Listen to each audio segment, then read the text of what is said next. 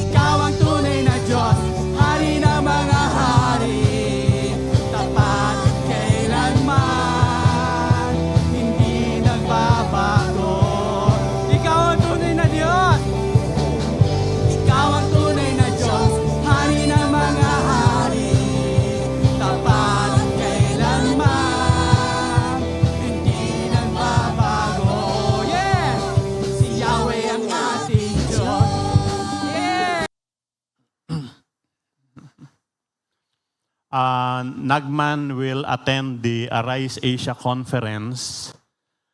And we will also send representatives there. Ilan tayo, Pastor Ron, yung mag-attend sa... Asan? 5. So we will send 5 delegates also sa Arise Asia Conference where Nagman will attend.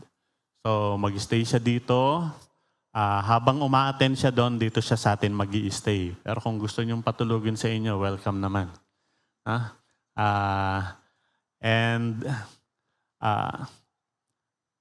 How many instruments do you play? How many? 10 to 12 different instruments. He played different kinds of instruments. So when we were there in Baguio, he was showing the different kinds of instruments. And yun yung tinuturo niya. And kita niyo naman, he's a wonderful singer.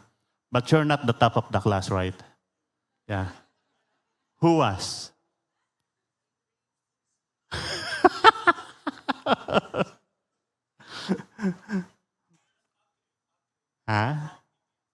Okay.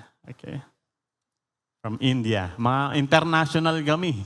No? India, Korea, Myanmar. Okay. Provident. Yan. But who's the top at hymnody?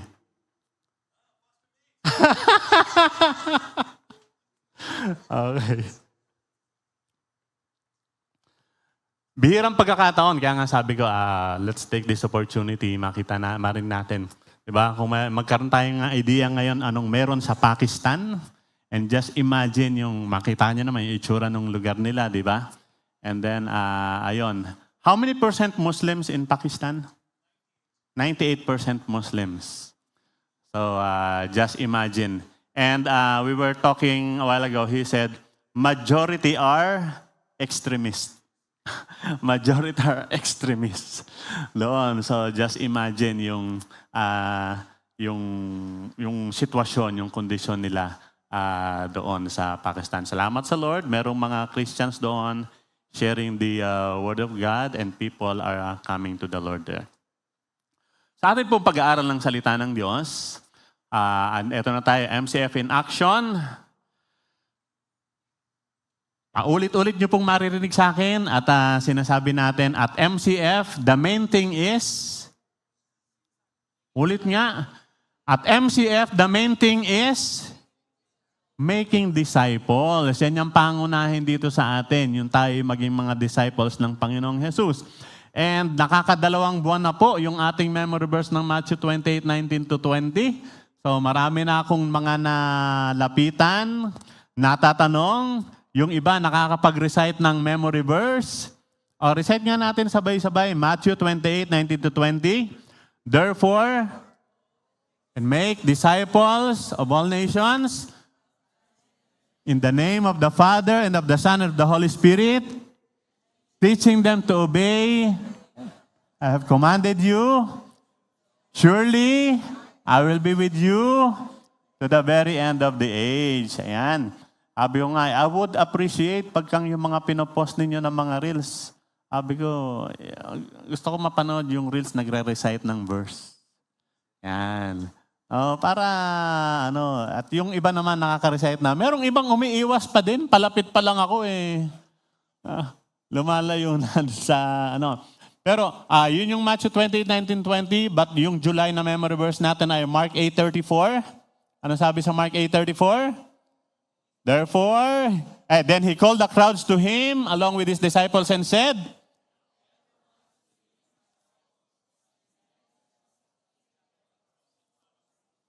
okay, tatanggal natin yung tapos i-recite. So, related naman yan. So, dahil makita natin, binibigyang emphasis natin yung pagiging disciple. Yun lang naman ang gusto natin talaga. We want all of us to be really disciples of the Lord Jesus Christ. Maging followers tayo ni Jesus. No? And ang main vehicle in our making disciple is yung ating encounter groups, yung e-groups natin. Natutuwa ako sa mga narinig kong kwento about sa mga e-groups. Kaya pagkang wala ka pang e-groups o hindi ka umaattend sa e-groups, ang dami mong namimiss. Kasi nakakatuwa yung mga narinig nating mga kwento about sa mga encounter groups na mga nangyayari. How people are sharing yung kanilang buhay, and then how they are learning lots of things. Sinishare ko nga last time na yung sa amin pong e-group, in our e-group, nagulat ako during our sharing time. Biglang merong nagtanong, Pastor, cessationist ka ba? Ako, grabe naman tong tanong nito. Ang hirap naman. Cessationist. Alam niyo yung word na yun? So, pinag-usapan namin ng maiksi yung tungkol doon. Minsan may mga malalim na usapan, minsan yung mga sa buhay-buhay. Pero pinag-aralan namin nakaraan, kasi may assignment sila, binasa nila yung Gospel of Mark. So ano yung natutunan mo about Jesus dun sa Gospel of Mark? Ngayon, ang assignment naman lang yung Gospel of John.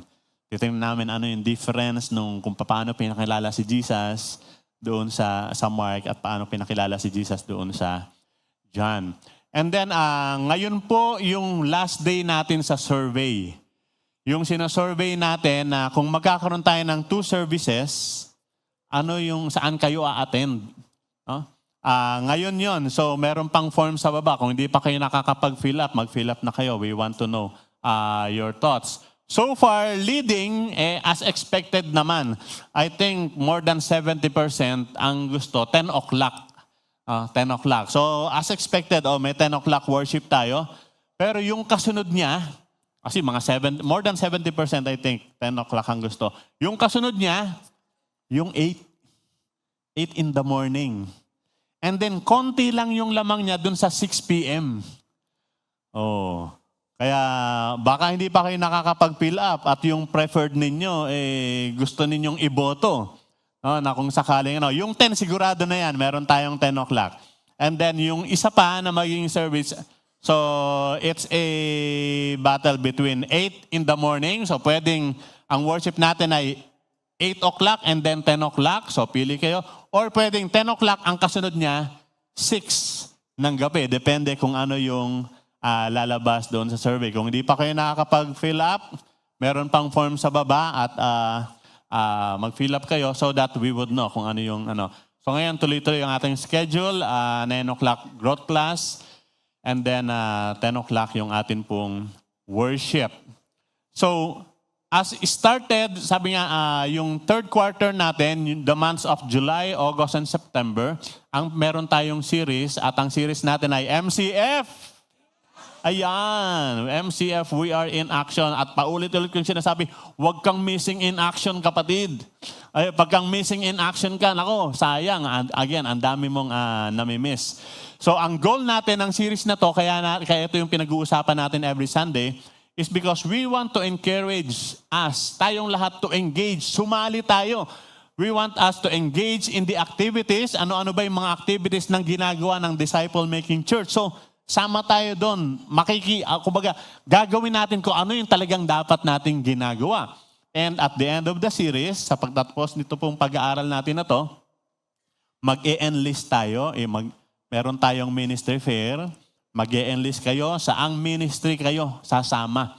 Saan kayo may involve na gawain ng church? And so far, sa mga messages natin na pag-usapan na natin in the past, MCF in action, praying together. Kaya ini-encourage natin. Sa dulo palagi, kasi MCF in action tayo, we are not just hearing and learning things. In the end, ang gusto natin is meron tayong action, merong application yung ating mga pinag-aaralan. So, pinag-usapan natin, praying together, wherein ang challenge natin is hindi lang yung meron tayong personal na prayer life, but magiging part tayo ng mga sama-samang pananalangin. Diba? Lagi nasa bulletin natin that we are a prayerful church. Merong mga gawain doon ng sama-samang pananalangin. Makasama tayo doon. And then, MCF in action, praying and fasting. Hindi lang tayo nagpipray, we also do fasting. Hindi lang para weight loss, but fasting as a spiritual activity. And meron tayong challenge doon, di ba? Every third Sunday of the month, meron tayong convergence and fast. We will miss our lunch.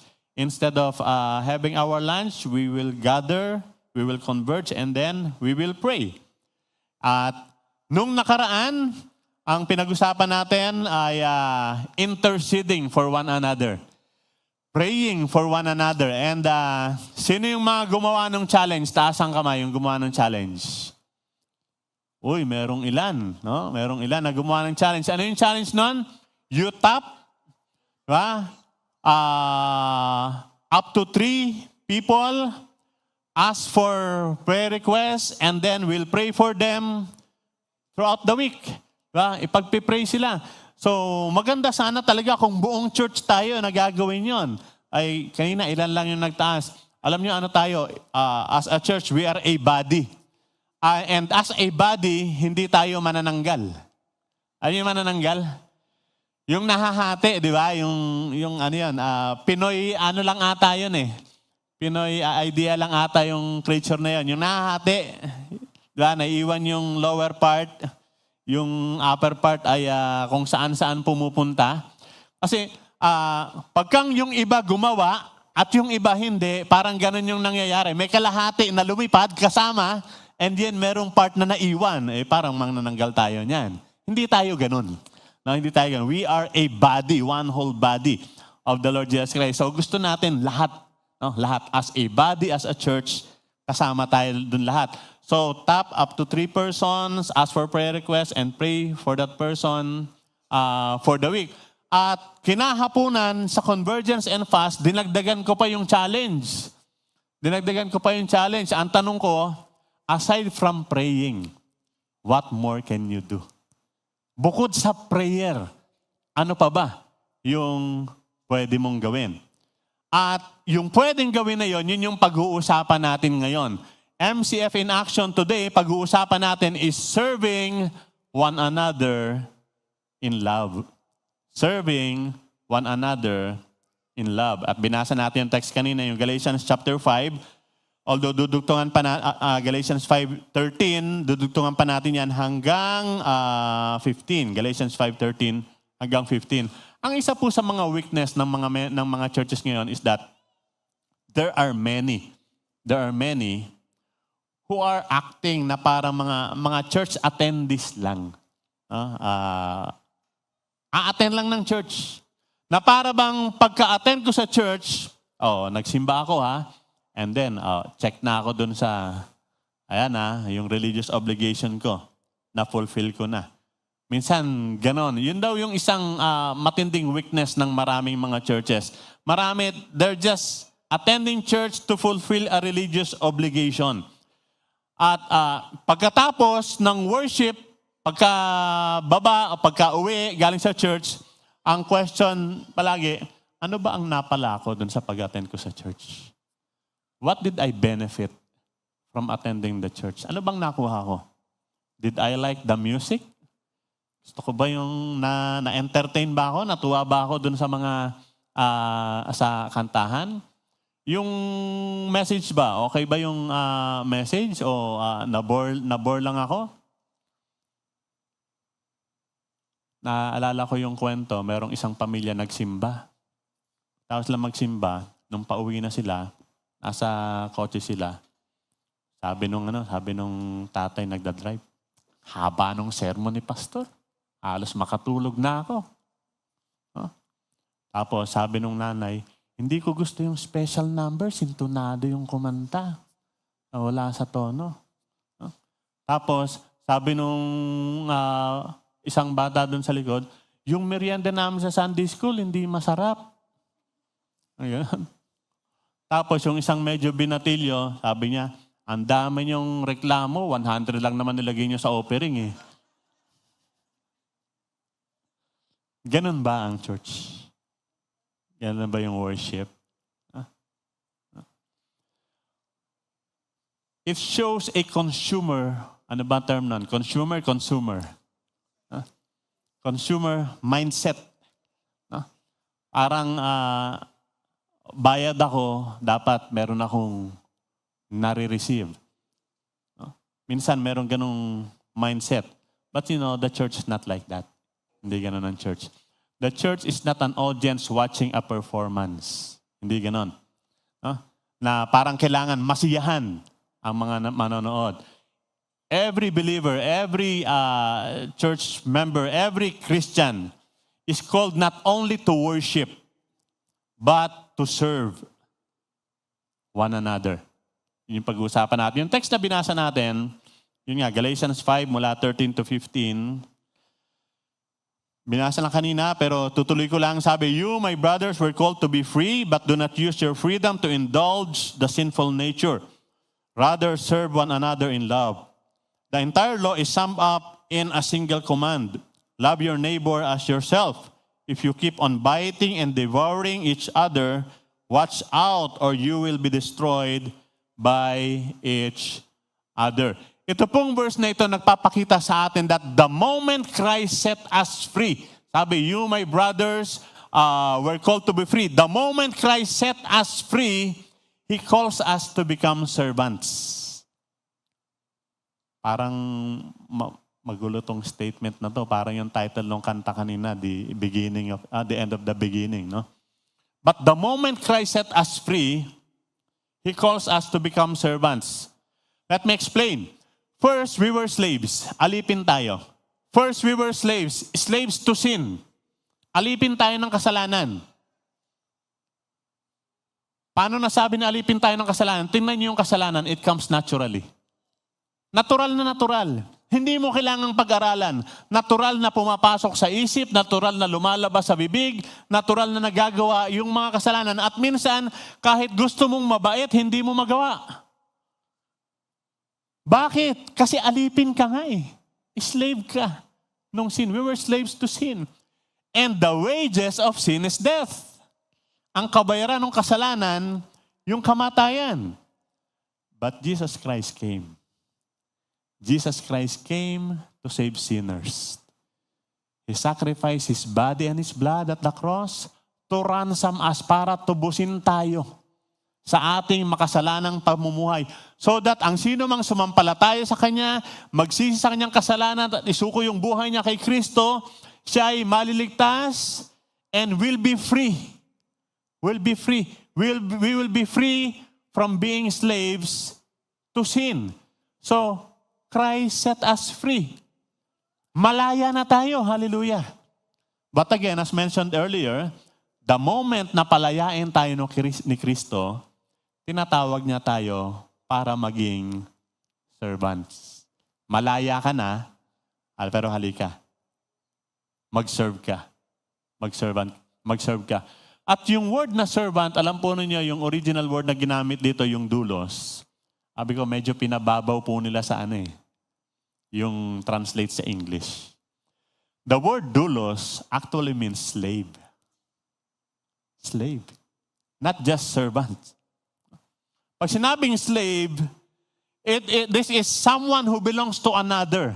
Merong nagmamay-ari sa kanya. And kung merong nagmamay-ari sa kanya, wala siyang ownership rights.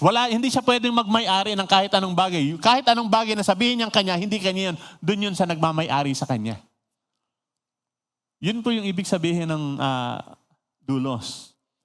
So, pag sinabing doulos or servant, parang napakababang klase ng tao. Yung ganon. But interestingly, in the Bible, in the New Testament, yung pong word na doulos ay ginamit sa pagbibigay ng highest dignity. Highest dignity. Hindi pinapakahulugan doon na ikaw ay alipin, na walang karapatang magmamay-ari at merong nagmamay-ari sa iyo. Yes, totoo po yun, pero ito'y merong ginagamit ito sa pagbibigay ng highest dignity sa isang tao because it refers to somebody who willingly live under the authority of Christ as his devoted follower. So, oo, may nagmamay-ari sa akin as a servant. Ang nagmamay-ari sa akin, hindi tao. It is Christ. Siya yung nagmamay-ari sa akin. At lahat, wala akong ownership rights, lahat ng meron ako actually, pag-aari ni Christ. And I am submitting to His authority and I follow Him. Imagine, I follow Christ, the Lord, Christ the Savior. So yun yung ating dignity. Hindi tayo alipin ng kung sino man o ng anuman, kundi we are owned by the Lord Jesus Christ. And very relevant po itong pinag-uusapan natin dahil even in churches, katulad nabanggit natin kanina, example natin kanina, people can become consumers rather than servants. Marami ayaw ng pag-serve. Lagi ang tanong, what this church can offer me? Anong makukuha ko dito sa church na to? Rather than, how can I contribute to this church? So nire-remind tayo ni Paul dun sa letter niya that the gospel, the good news, it actually produces servants. Ang pinoproduce ng mabuting balita ay servants. Servants of Jesus Christ. Because a church that serves one another in love. Ayan. A church that serves one another in love, it reflects the heart of Christ. Pinapakita niya yung puso ni Kristo at ito'y tumutupad, it fulfills God's purpose. Bakit? Because the heart of Christ is to serve. Yun yung puso ng ating Panginoong Jesus. At ang purpose ng Diyos para sa church is to serve. So serving one another reflects the heart of Christ and fulfill God's purpose. So, sasagutin natin yung tanong, why serving one another is important in the church? Tatlong bagay po. Why serving one another is important to the church? Una, because serving one another is every Christian's calling. Serving one another is every Christian's calling. Sabi ng verse 13, yung binasa natin, you, my brothers, were called to be free, but do not use your freedom to indulge the sinful nature. Rather, serve one another in love. So, himayin natin itong verse na ito. Una, you were called to freedom. You were called, sabi, you, my brothers, were called to be free. Tinawag kayo para kayo lumaya, para kayo palayain. Notice the word called, tinawag. Dahil yung freedom, yung kalayaan, is something na ibinigay ng Diyos sa atin sa pamamagitan ni Jesus Christ. Hindi natin kaya yon. Hindi natin kayang lumaya sa pagkakaalipin ng kasalanan. Hindi natin kaya. Biyaya ng Diyos yun. The moment we respond to His invitation, the moment we respond to God calling us, we were called to repent. Tinawag tayo para pagsisihan yung mga kasalanan natin. Kaya ang tanong, have you repented? Pinagsisihan mo na ba yung mga kasalanan mo? We were called to repent. And we were called to come to Him. So, kung magre-respond tayo dun sa tawag na yon, then pinalaya tayo. We have been freed from the power of sin. We have been freed from the guilt of sin. And we have been freed from the consequence of sin. Diba? Ano yung consequence? Sabi, the wages of sin is death. Yung condemnation na yun, pinalaya na tayo doon. Hindi na natin mararanasan yun. We were called to freedom. Malaya ka na. Sabi mo sa katabi mo, malaya ka na. Hindi yung ayokong gamitin yung ligtas ka na kasi ginamit no sa Senado yan. Ligtas ka na. Malaya ka na. But we must clarify this. Kailangan linawin natin ito.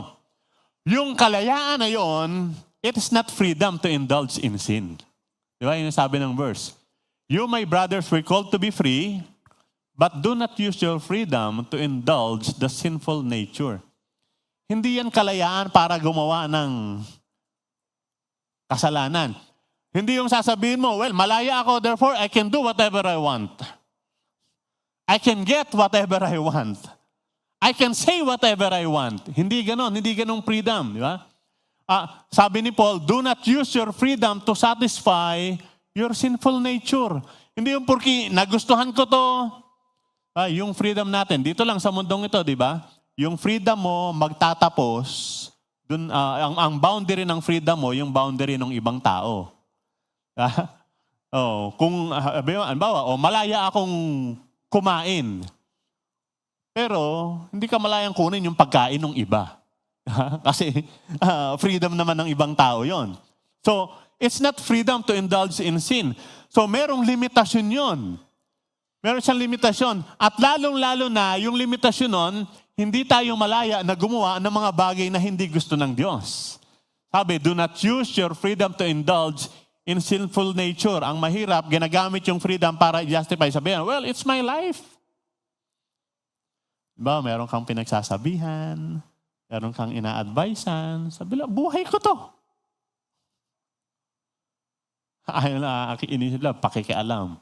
Nagtuturo ka lang naman nung para sa ikabubuti. Ha? Hindi, malaya ako kung anong gusto ko. Gawin ko. Yung iba ganon. Pagkatapos, pagkang pinagsabi mo, don't judge me, ha? Yeah, judger ka. Kala mo, ikaw lang tama. Minsan ganon. Because, yun na, malaya. And then sabihan, no one can tell me what to do. I am free. Sabi ni Paul, do not use your freedom to indulge in sinful nature.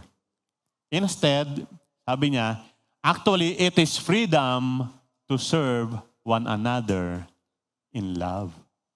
Yun yung freedom. Malaya kayo na maglingkod sa isa't isa sa ngalan ng pag-ibig, sa ngalan ng pagmamahal. This is actually what Jesus did. Itong ginawa ni Jesus Christ. Imagine, si Jesus Christ, though He is Lord, di ba, siya yung Panginoon, yet, He washed His disciples' feet. Panginoon siya, pero malaya siya na paglingkuran yung mga disciples niya na hugasan yung paa nila. Though He deserved to be served, ayon, though He deserved to be served, deserve niya na siya paglingkuran. He served. Siya yung naglingkod. Paano siya nag-serve? He met the physical needs of the people. May mga tao, pinaglingkuran niya. Paano niya pinaglingkuran? Pinakain niya. He fed the hungry. He healed the sick. He met the emotional needs of the people. Nakita niya, merong tao na grieving. Pumunta siya dun sa bahay ni na Martha at Maria. Nalulungkot sila, nagigrieve sila. Namatay yung kanilang kapatid na si Lazarus. He comforted them. Meron siyang nasalubong na isang widow sa Luke chapter 7 dahil namatay yung anak ng widow. Kinomfort niya. So he met the emotional needs. He served by meeting the physical needs, by meeting the emotional needs, and Jesus served by meeting the spiritual needs. By meeting the spiritual needs. Nagturo siya, nagpray siya. Yun pong Christian freedom, it always resembles Christ. Yung paggamit ng kalayaan natin, kung ano yung ginawa ni Jesus, yun yung dapat na ginagawa natin. Imagine natin, if Christ is living today, halimbawa, buhay si Jesus Christ ngayon, and He is in our church, He is here in Marikina Christian Fellowship, ano kaya ang makikita natin ginagawa niya?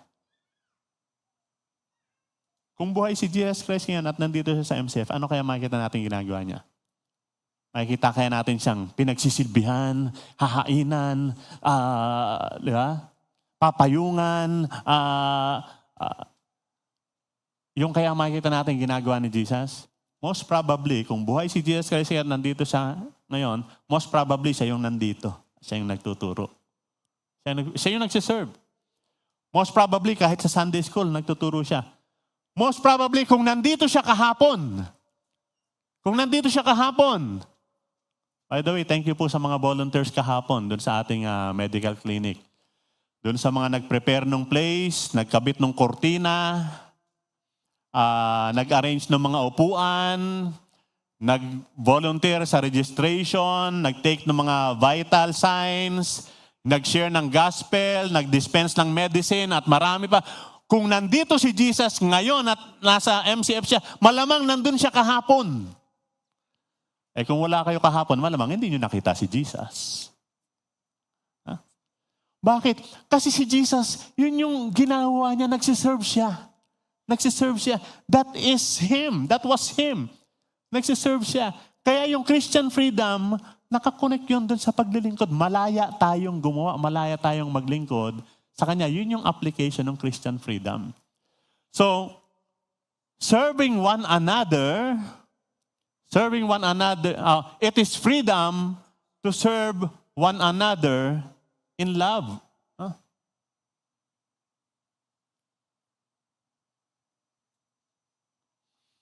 Serving one another fulfills God's law.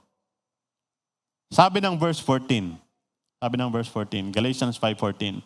Sabi, the entire law is summed up in a single command. Love your neighbor as yourself. Love your neighbor as yourself. Unang tanong, bakit? Ano ba yung God's law? Ano ba yung ano? It is loving your neighbor as yourself. Sabi diyan. Paano yon? Paano yung loving na yan? Huh? Yung love, sabi natin, well, it's an emotion, yes. But love is more than emotion. Biblical love acts. Hindi lang siya damdamin. Kumikilos siya. Gumagawa siya. The word love, L-O-V-E, it's not just a noun. It is a verb. An action word. Merong ginagawa. Hindi lang siya salita na love. Nakikita yan sa ginagawa. Serving others is love made visible. Yung love na practical. Iba yung challenge sa atin na nakaan. Love is not just saying, I will pray for you. Yes, okay yan. Magpipray tayo. But remember yung challenge na yun? Pray for someone. Ginawa ba natin? In our convergence fast, sabi ko nga, dinagdagan pa natin, what more can you do aside from praying? Because sometimes love prays. Sometimes love prays. Sometimes love cook meals. Sometimes love drives someone to their homes. Sometimes love is sponsoring someone to school. Sometimes love is giving money for medicine or other needs. Sometimes love is quietly cleaning the church without anyone noticing. Love is always visible in action. Nakikita yan sa ginagawa. Bunga ng pag-ibig. So, pagkang meron tayong in-encourage na isang nalulungkot, pagkang meron tayong binisita o dinalaw na may sakit, pagkang meron tayong nakitang nangangailangan na tinulungan natin, then we are fulfilling the law of Christ.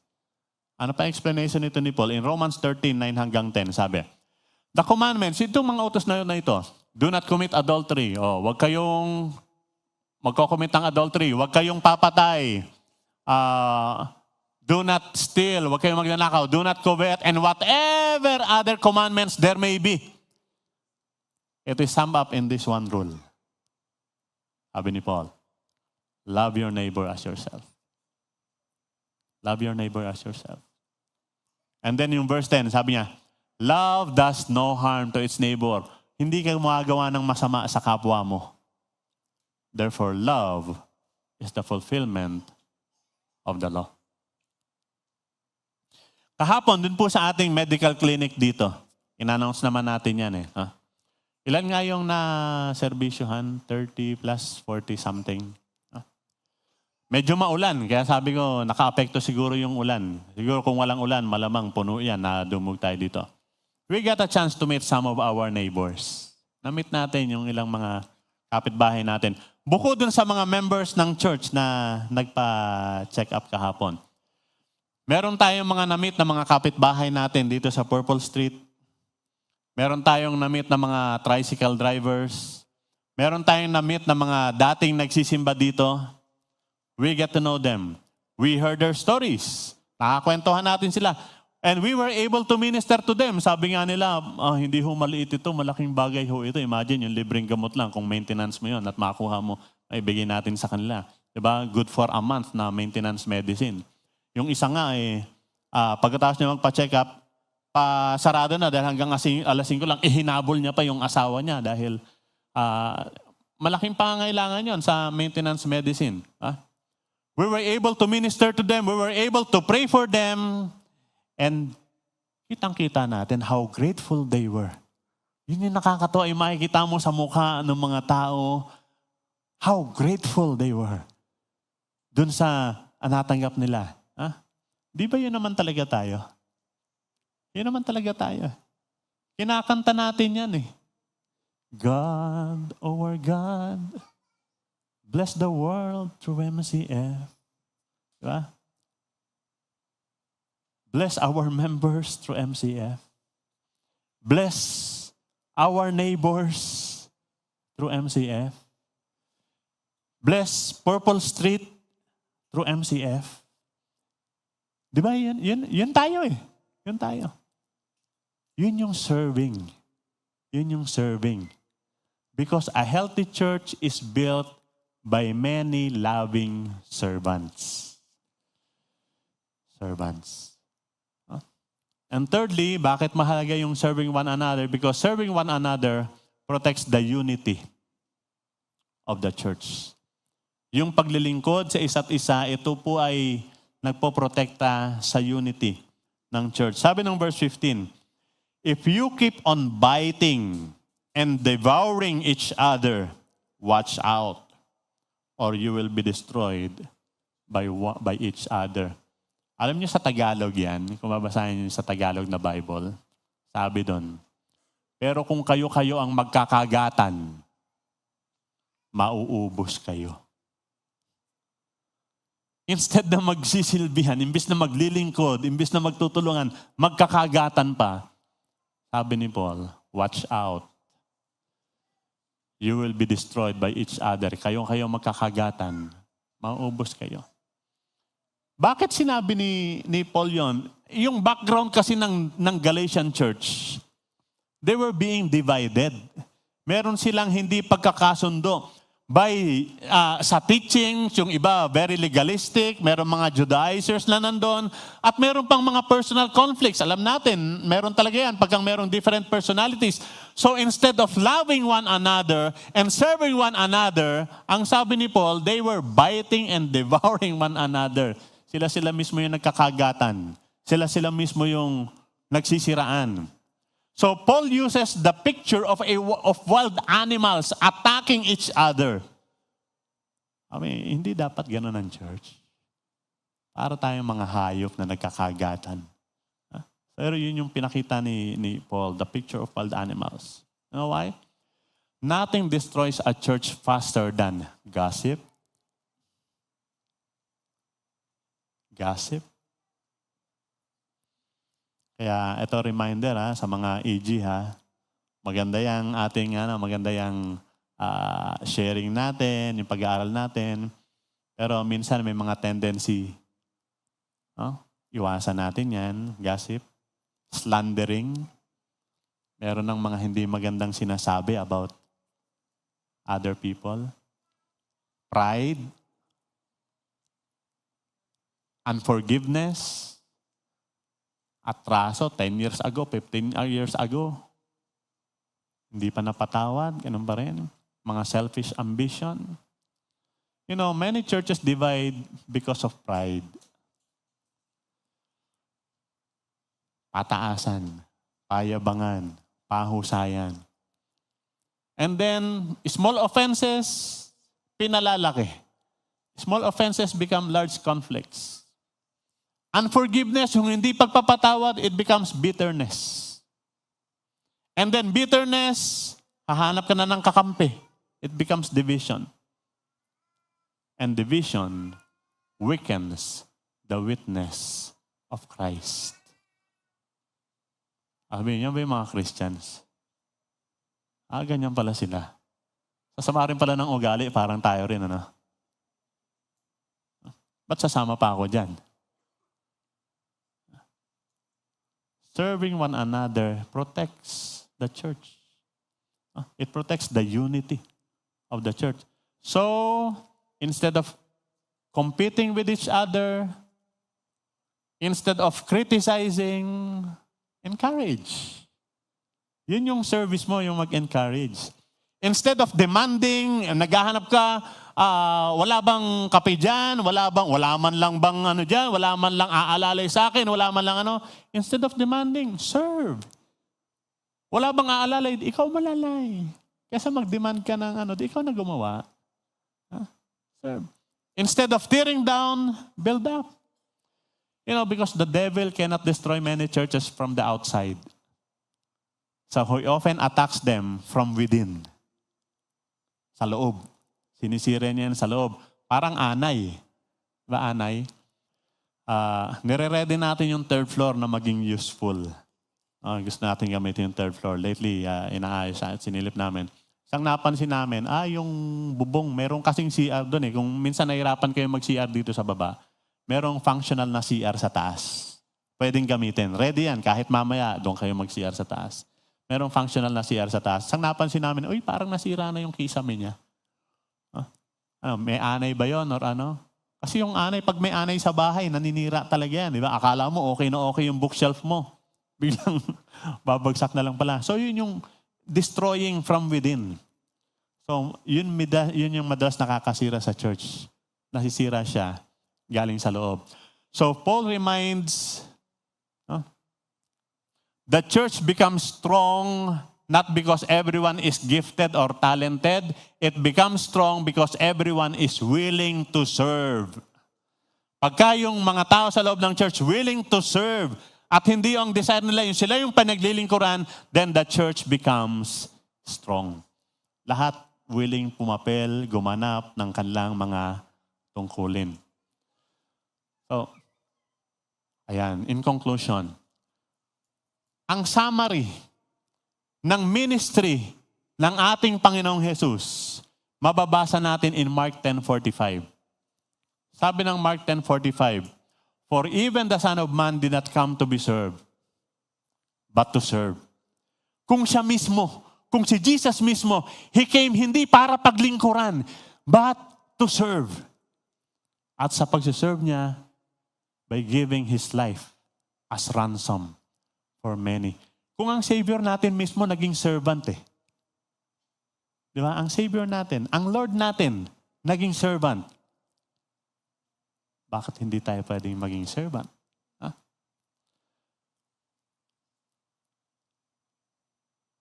When believers serve one another in love, natin, the church becomes united. Pagkang nagsiserve in love, yung mga disciples nag-grow, yung mga visitors or people from outside, they see Christ in us, and God is glorified. So ito yung challenge sa atin ngayon. In action tayo, kaya dapat meron tayong challenge palagi. Ngayon, ang challenge, choose one act of loving service before you leave today. Bago tayo umuwi ngayon, pipili kayo, ano kaya yung magandang act of service na pwede kong gawin? At magde-decide ako na gagawin ko yun. Pili kayo. Encourage someone. Meron kayong nakita na nanlulumo, nanghihina. May naalala kayo, ay si ganito, nanghihina, gano'n. Pili kayo. Meron ba kayong maalala, pwedeng i-encourage? Do it. Pwedeng yun yung maging pipiliin nyo. Help a sick member. Meron kayong nakita, kilala, na balita na may sakit.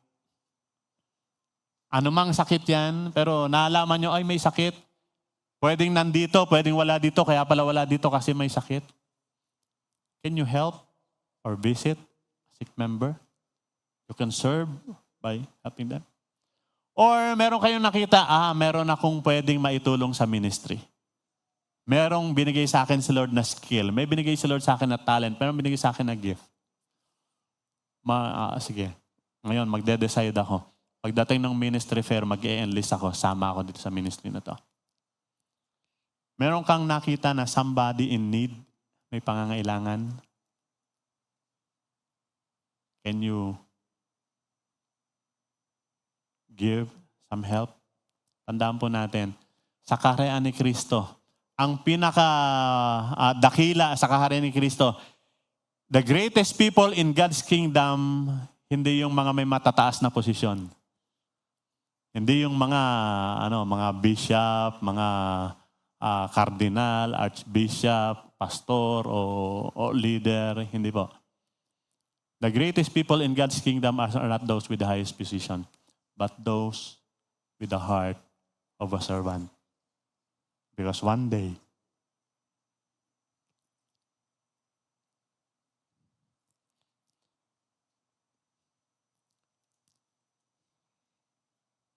ang gusto nating marinig, sasabihin ng Panginoon, well done. Well done. my good and faithful. Hindi leader. Hindi, well done, my good and faithful pastor. Hindi ganon. Well done, my good and faithful posisyon. Hindi. Ang maririnig natin, well done. Good, faithful, servant, naglilingkod. Lord, we thank you for speaking to us. You have shown us the example of service. You serve, even offered your life for us. Lord, as a church, teach us to serve one another. Panginoon, lagay mo sa heart namin, ano yung pwede naming gawin to serve? Hindi lang po yun ilalagay sa puso namin, but we will act on it. We will serve. We will serve. Thank you, Lord, for the privilege to serve you. Thank you. In Jesus' name, amen.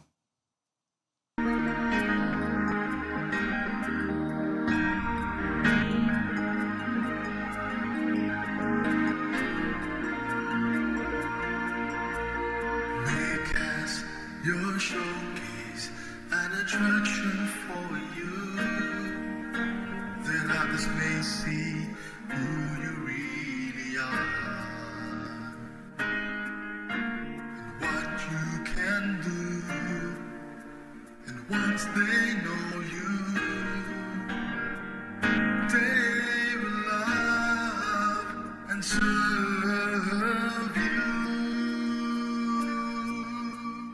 God, oh God, bless the world through MCF as we gather to grow and scatter to sow. Your kingdom be established in our hearts and in our home. God, breathe through God, bless the world through us.